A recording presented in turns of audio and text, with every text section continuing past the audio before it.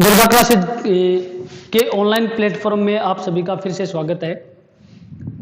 आज नेक्स्ट जो टॉपिक है वो अपना था आवेश के प्रकार। आवेश के प्रकार मैंने आपको कल की क्लास में बताया था कि दो प्रकार का होता है, धनावेश और ऋणावेश। ठीक है, तो इन दो प्रकार के आवेशों की पुष्टि करनी थी अपने को। कल की क्लास में जो बात मैंने आपको बताई थी उसमें फर्स्ट पॉइंट अपन ने लिया था एक कांच की छड़ और एक लिया था अपने इसके साथ सिल्क का कपड़ा। कांच की छड़ के साथ हमने सिल्क का कपड़ा लिया था। ठीक है, सिल्क का कपड़ा लिया था। कांच की छड़ ने धनावेश प्राप्त कर लिया था। ठीक है, अब दूसरी कांच की छड़ यदि आप इसके निकट लाते हो, इसके समीप लाते हो, तो वो भी धनावेशित ही होगी। मतलब सिल्क के कपड़े से रगड़ने के बाद कांच की छड़ दूसरी सिल्क के कपड़े से रगड़ी हुई कांच की छड़ के निकट आप लाओगे तो इन दोनों के बीच में क्या हो जाएगा? प्रतिकर्षण। इन दोनों के बीच में क्या हो जाएगा? प्रतिकर्षण। यह बात फ्रैंकलिन ने फेंकी थी।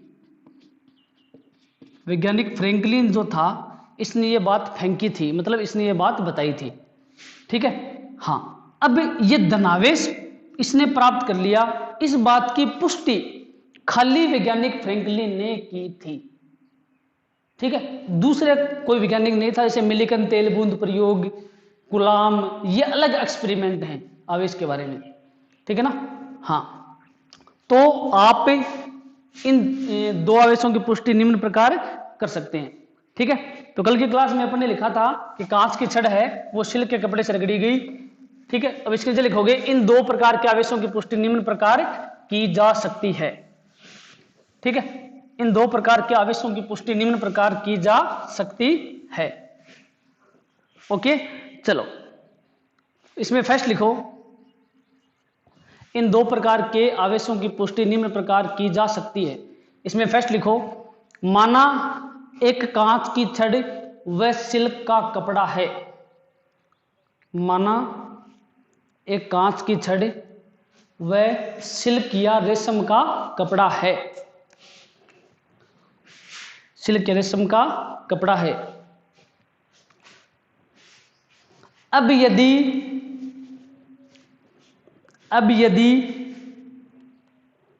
इस कांच की छड़ को इस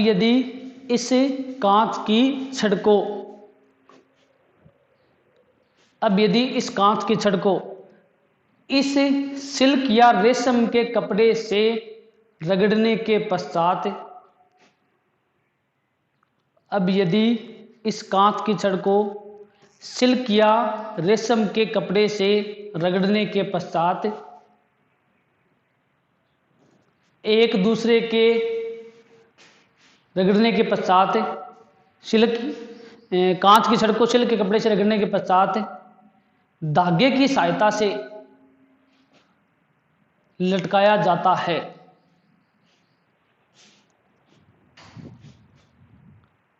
कांच की छड़ को सिल्क के कपड़े से रगड़ने के पश्चात धागे की सहायता से लटकाया जाता है।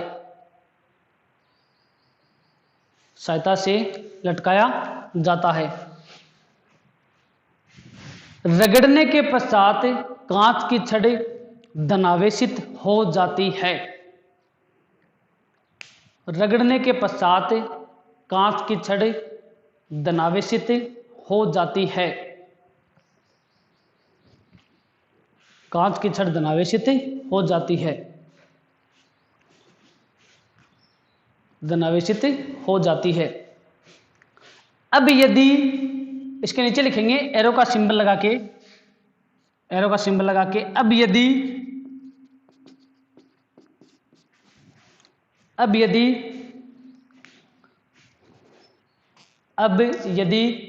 सिल्क के कपड़े से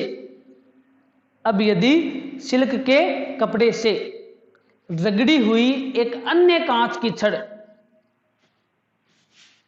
सिल्क के कपड़े से रगड़ी हुई एक अन्य कांच की छड़ इसके निकट लाई जाए, मतलब दो कांच के छड़ एक दूसरे के निकट लाओगे आप, इसके निकट लाई जाए तो इनके मध्य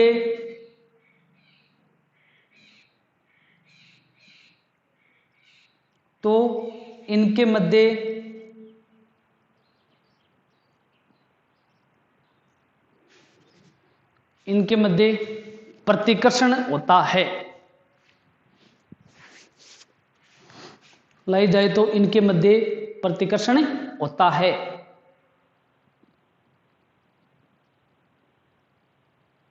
इनके मध्य प्रतिकर्षण होता है अर्थात समान आवेश एक दूसरे को प्रतिकर्षित करते हैं। अर्थात समान आवेश एक दूसरे को प्रतिकर्षित करते हैं।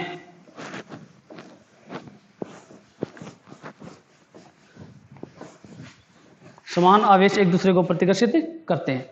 ठीक है, चलो अब डायग्राम बनाओ नीचे। मैंने पहले ही बता दिया आपको 4 महीने में पूरा सिलेबस कंप्लीट करवाएंगे आपको।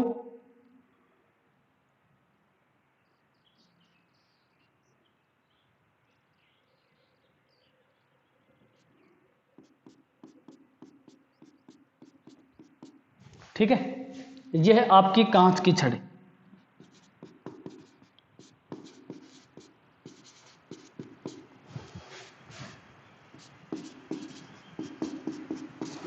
ठीक है, ये धागा गुद्दड़ धागा या सूतली, ठीक है ना। आप कोई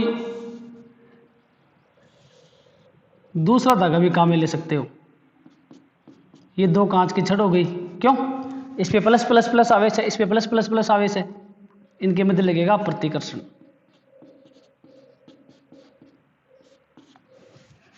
ठीक है, इनके मध्य क्या लगेगा? प्रतिकर्षण। आया समझ में? भाई धागे की सहायता से आपने कांच की छड़ को लटका दिया, कांच की छड़ को धागे की सहायता से लटका दिया, दूसरी कांच की छड़ सिल्क के कपड़े से रगड़ी हुई इसके निकट लाओगे, इनके मध्य क्या हो जाएगा? प्रतिकर्षण। ये बात फ्रैंकलिन ने बताई थी, इसलिए ये एक्सपेरिमेंट कर रहे हैं हम लोग कि किस तरीके से आपको ये पता चले कि समान आवेश एक दूसरे को प्रतिकर्षित करते हैं। ठीक है, डायग्राम बनाओ फटाफट।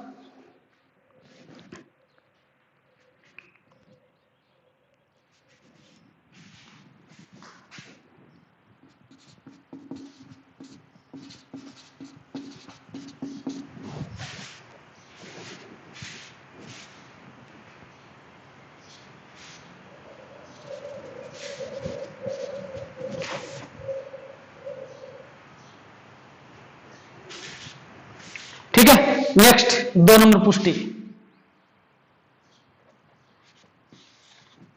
2 नंबर पुष्टि, 2 नंबर लगाओ हेडिंग। 1 नंबर तो हेडिंग नहीं, मतलब 2 नंबर पॉइंट लिखेंगे। 1 नंबर में कांच की छड़ को सिल्क के कपड़े से रगड़ा। अब एबोनाइट या प्लास्टिक की छड़ को किससे रगड़ेंगे? फर के कपड़े से या बिल्ली की आबनूस से या बिल्ली की खाल से। ठीक है, तो सेकंड पॉइंट में लिखो, इसी प्रकार फर या बिल्ली की खाल, इसी प्रकार फर के कपड़े, ब्रैकेट में लिख लो कैट स्किन, बिल्ली की खाल। इसी प्रकार फर के कपड़े से रगड़ी हुई 2 एबोनाइट या प्लास्टिक की छड़ों के मध्य भी, इसी प्रकार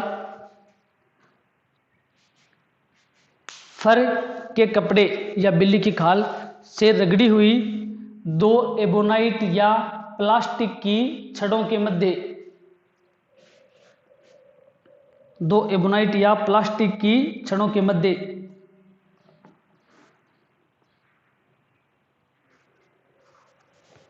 प्लास्टिक की छड़ों के मध्य भी प्रतिकर्षण होता है। छड़ों के मध्य भी प्रतिकर्षण होता है।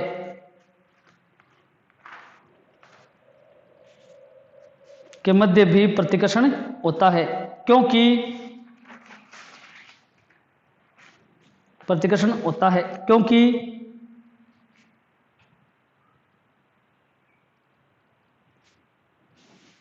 फर के कपड़े से रगड़ने के पश्चात ये दोनों फर के कपड़े से रगड़ने के पश्चात ये ऋणावेशित हो जाती है, क्योंकि फर के कपड़े से रगड़ने के पश्चात ये ऋणावेशित हो जाती हैं। फर के कपड़े से रगड़ने के पश्चात ये ऋणावेशित हो जाती हैं। ठीक है,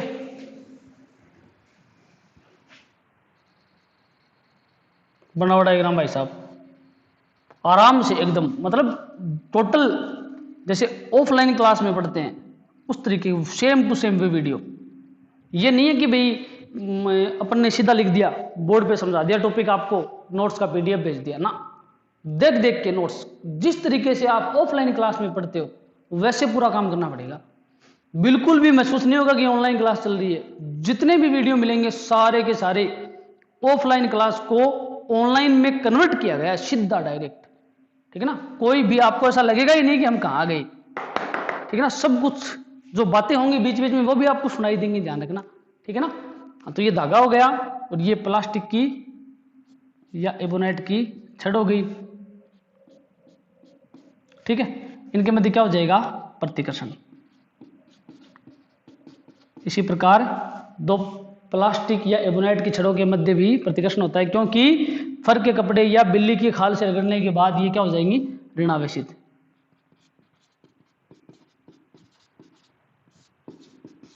एबोनाइट की छड़,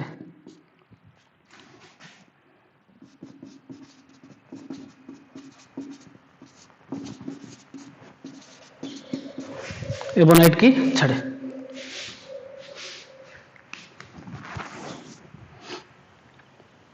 ठीक है, डायग्राम बनाओ फटाफट।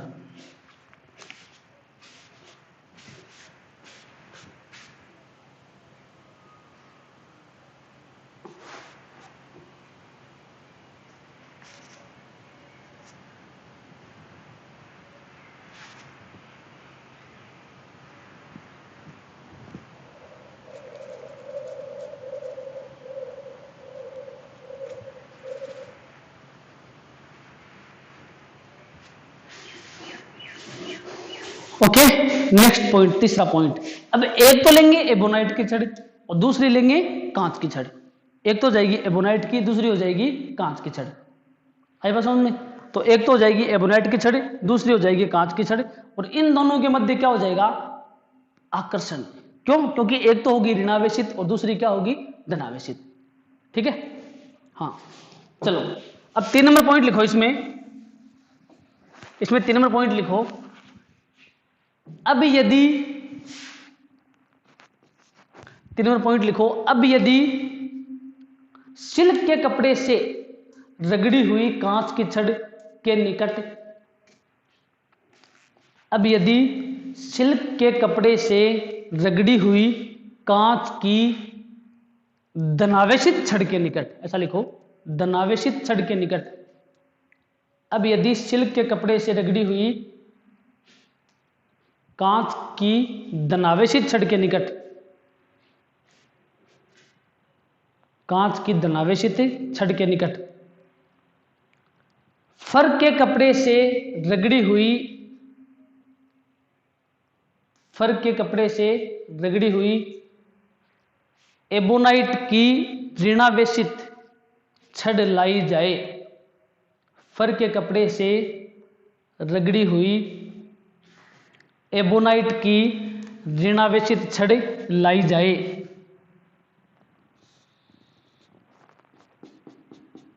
ऋणावेशित छड़ लाई जाए।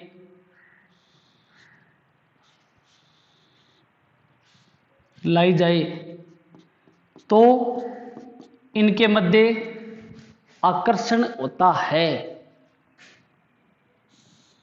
तो इनके मध्य आकर्षण होता है। इनके मध्य आकर्षण होता है। नीचे लिखेंगे एरो का सिंबल लगा के, अर्थात असमान आवेश एक दूसरे को आकर्षित करते हैं। अर्थात असमान आवेश एक दूसरे को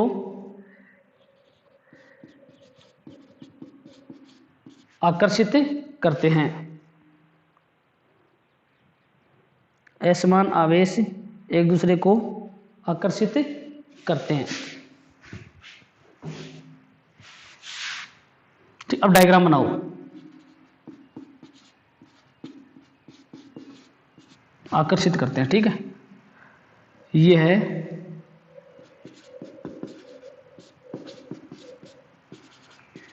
कांच की छड़, धनावेशित, और ये है आपकी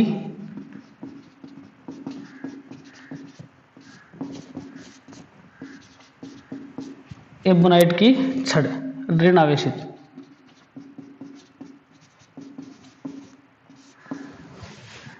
ठीक है।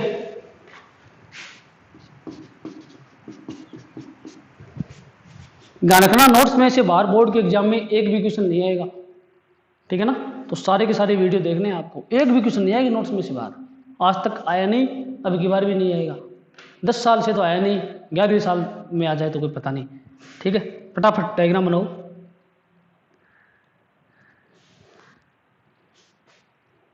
अगर थोड़ी स्पीड ज़्यादा हो मेरी बोलने की, आपकी लिखने की थोड़ी कम हो, तो वीडियो को आप बीच में एक बार पॉज कर लेना, ठीक है ना। पॉज करके आप उसको लिख सकते हो, कोई दिक्कत नहीं है।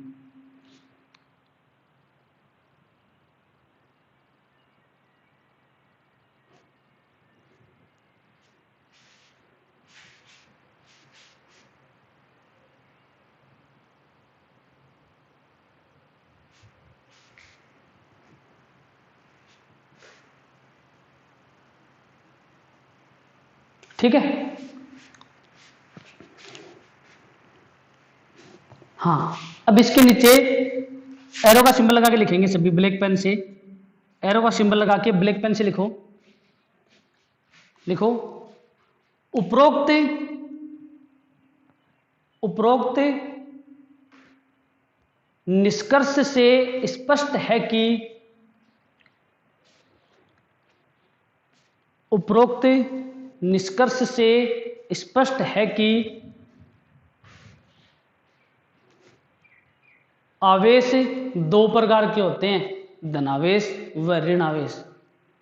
स्पष्ट है कि आवेश दो प्रकार के होते हैं, धनावेश व ऋणावेश।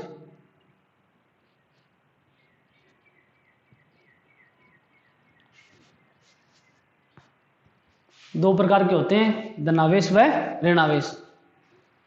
ठीक है, हाँ। अब इसके नीचे नोट लिखेंगे सभी,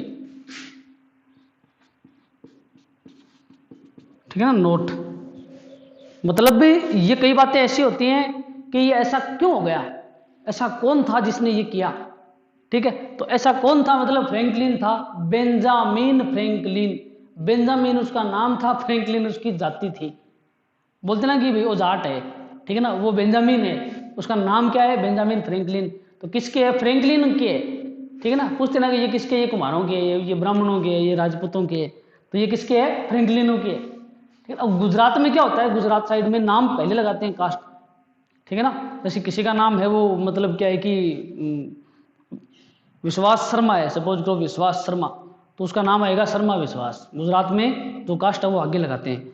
वो अलग अलग स्टेट के अलग अलग ट्रेंड है, उससे अपने को मतलब नहीं है, मैं तो समझा रहा हूँ खाली आपको नॉर्मल, ठीक है। तो नोट में आप एक बात लिखो, नोट में बात लिखो, सन 1970 में 1750, 1970 नहीं 1750, सन 1750 में, सन 1750 में अमेरिकी वैज्ञानिक बेंजामिन फ्रैंकलिन ने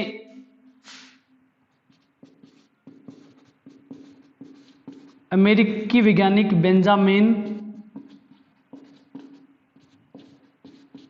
फ्रैंकलिन ने अमेरिकी वैज्ञानिक बेंजामिन फ्रैंकलिन ने कांच की छड़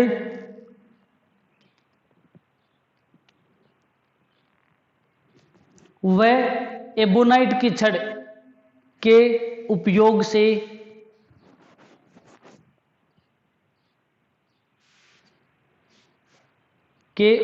से आवेश को धनावेश व ऋणावेश नाम दिया।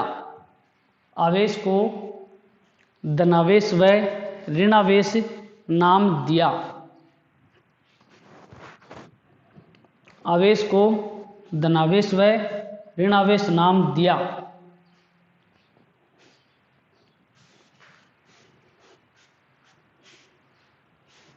धनावेश व ऋणावेश नाम दिया।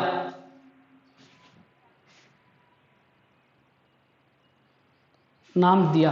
ठीक है, नोट में एक लाइन छोड़ के नीचे एरो का सिंबल लगा के लिखोगे, फ्रैंकलिन ने आवेश में परस्पर भेद किया, जिसे फ्रैंकलिन ने आवेश में परस्पर भेद किया। आवेश में परस्पर भेद किया, जिसे आवेश की ध्रुवता कहते हैं। जिसे आवेश की ध्रुवता कहते हैं।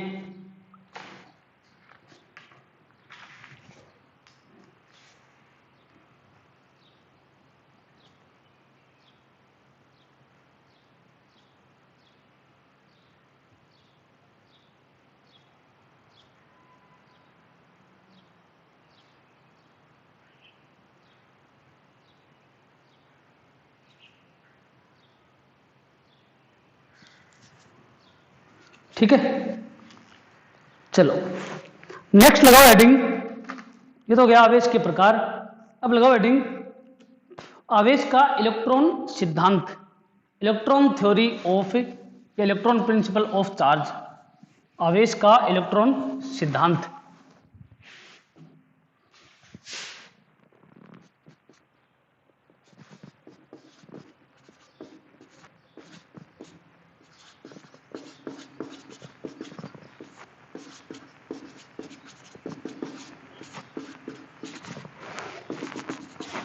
आवेश का इलेक्ट्रॉन सिद्धांत। ठीक है, इलेक्ट्रॉन सिद्धांत का मतलब होता है कि परमाणु की बात होगी। यहां पे परमाणु की बात से तात्पर्य है कि परमाणु में न्यूट्रॉन होता है, इलेक्ट्रॉन चारों तरफ घूमता रहता है, उसके केंद्र के ऊपर नाभिक होता है जो धनावेशित होता है हमेशा, और उससे प्लस के चारों ओर इलेक्ट्रॉन घूमता रहता है नाभिक के अंदर। मतलब परमाणु में नाभिक के चारों ओर इलेक्ट्रॉन वर्ताकार कक्षाओं में घूमता है। बोर मॉडल में ये पूरा परमाणु का सिस्टम ही चलेगा। परमाणु के अंदर की बातें वो होंगी, वो आगे के चैप्टर में पढ़ेंगे फिजिक्स सेकंड के अंदर। फिलहाल बात कर रहे हैं आवेश का इलेक्ट्रॉन सिद्धांत। इलेक्ट्रॉन सिद्धांत का मतलब है कि यदि इलेक्ट्रॉन किसी वस्तु से बाहर आ जाए, यदि इलेक्ट्रॉन किसी वस्तु से बाहर आ जाए, ऋणायन बाहर आ गया, ऋणायन बाहर आ गया मतलब वो वस्तु धनावेशित हो गई। और यदि इलेक्ट्रॉन किसी वस्तु में चला जाए तो इलेक्ट्रॉन मतलब ऋणावेश चला गया, तो वो वस्तु कैसी हो गई? ऋणावेशित। वस्तु कैसी होगी? ऋणावेशित। तो कहने का मतलब है कि जो भी माथाफोड़ी करता है, ठीक है ना, जो भी गर्दा उड़ाता है, वो सारा का सारा इलेक्ट्रॉन उड़ाता है। ठीक है ना, प्रोटॉन का यहाँ पे कोई इफेक्ट नहीं है। कहने का मतलब है कि ये नहीं है कि आपने धनावेश बाहर निकाल लिया ना। अगर आपको किसी वस्तु को धनावेशित करना है, इलेक्ट्रॉन बाहर निकालो, ठीक है ना। फिड़केबाज इलेक्ट्रॉन ही है, गर्दा इलेक्ट्रॉन ही उड़ाएगा और किसी से गर्दा नहीं उड़ेगा। आई बात समझ में? तो इलेक्ट्रॉन बाहर आ गया, वस्तु धनावेशित हो गई, इलेक्ट्रॉन अंदर चला गया, वस्तु ऋणावेशित हो गई। मतलब लेना देना जो भी काम करेगा वो सारा का सारा इलेक्ट्रॉन करेगा। ठीक है, धन जो है वो किसी के पास नहीं होता, सबके पास ऋण ही होता है। धन तो वो करते हैं ऋण को चुका के, ठीक है ना। तो ऋण अगर कोई चुकाएगा इसका मतलब उसके पास धन हो गया, तभी तो उसने ऋण चुकाया, ठीक है ना। और जिसके पास धन नहीं है वो क्या लेगा? ऋण लेगा, सीधी सी बात है।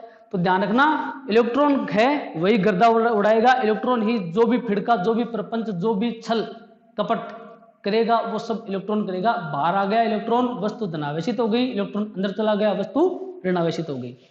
ठीक है, हाँ। तो यही आवेश का इलेक्ट्रॉन सिद्धांत है, ठीक है ना। यही आवेश का इलेक्ट्रॉन सिद्धांत है। चलो ठीक है, इसमें लिखो, आवेश के इलेक्ट्रॉन सिद्धांत में लिखो, लिखो प्रत्येक पदार्थ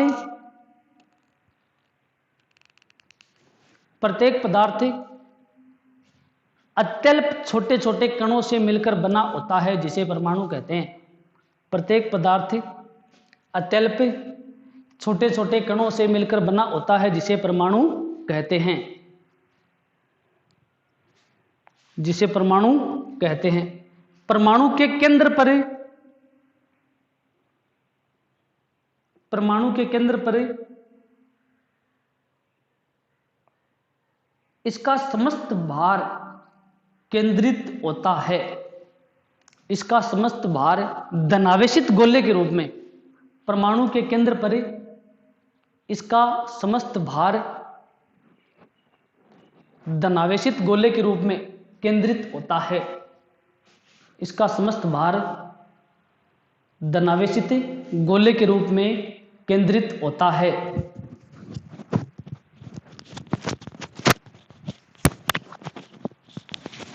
धनावेशित गोले के रूप में केंद्रित होता है, जिसे नाभिक कहते हैं, जिसे नाभिक कहते हैं।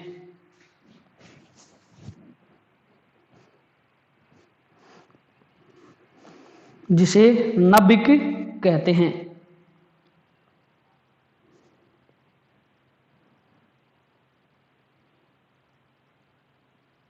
नाभिक कहते हैं। नाभिक के चारों ओर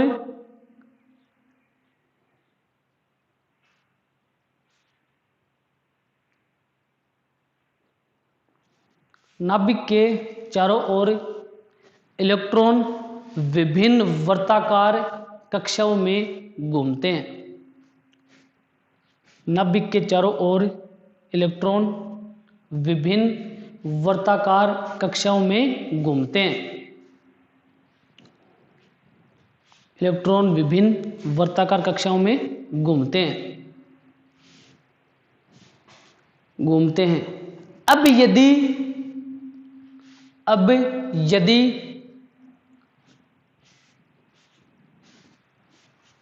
यदि प्रोटॉन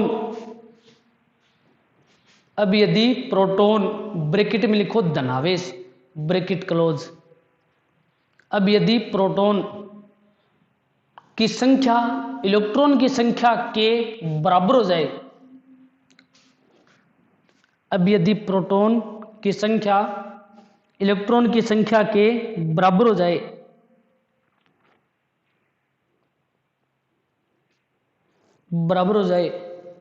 तो परमाणु विद्युत का उदासीन हो जाएगा।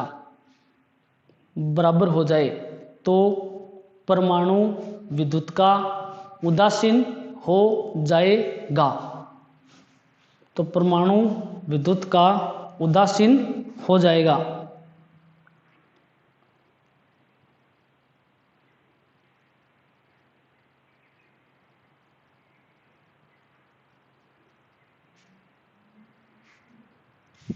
उदासीन हो जाएगा। ठीक है। अब एक लाइन छोड़ के नीचे एरो का सिंबल लगा के लिखो। एक लाइन छोड़ के इसके नीचे एरो का सिंबल लगा के लिखो। एरो का सिंबल लगा के लिखो। अब यदि इस परमाणु से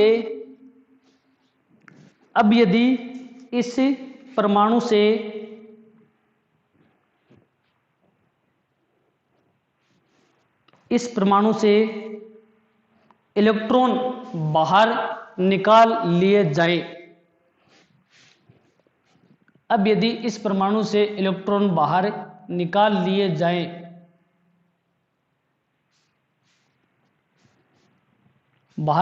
जाएं, तो यह धनावेशित हो जाएगा। धनावेशित हो जाएगा।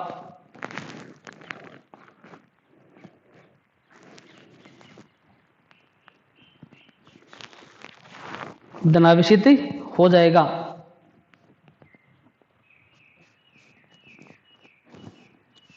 और यदि इलेक्ट्रॉन दे दिए जाएं,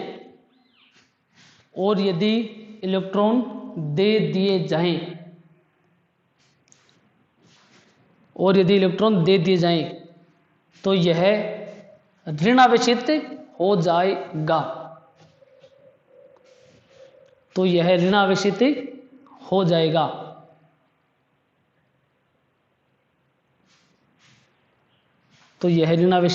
हो जाएगा। इसके नीचे पैराग्राफ चेंज करके आधी लाइन से शुरू करेंगे। अतः स्पष्ट है कि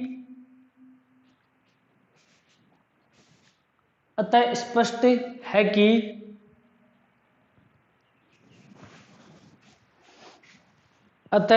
है कि किसी वस्तु के आवेशित होने के लिए किसी वस्तु के आवेशित होने के लिए किसी वस्तु के आवेशित होने के लिए इलेक्ट्रॉन उत्तरदायी होते हैं, न कि प्रोटॉन। होने के लिए इलेक्ट्रॉन उत्तरदायी होते हैं, न कि प्रोटॉन।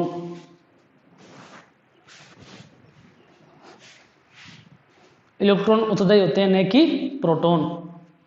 ठीक है, चलो यही इलेक्ट्रॉन का सिद्धांत है। ठीक है, इलेक्ट्रॉन का जो आवेश का इलेक्ट्रॉन सिद्धांत है वो यही है।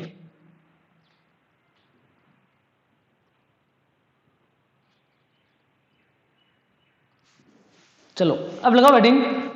नेक्स्ट, आवेश उत्पन्न करने की विधियां। धीरे धीरे, होले होले, ठीक है ना, धीरे धीरे होले होले। धीरे धीरे होले होले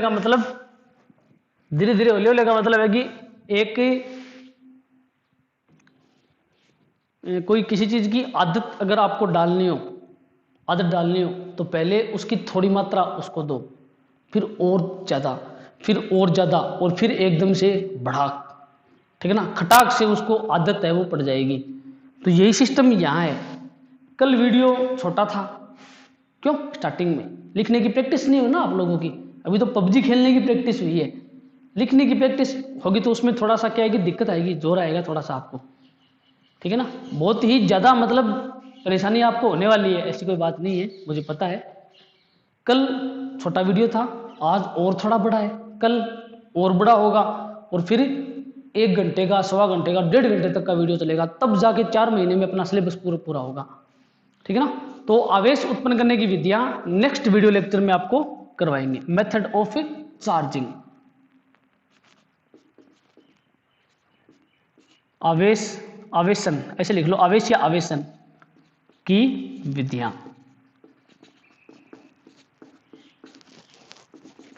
आवेश या आवेशन की विधियां। Thank you.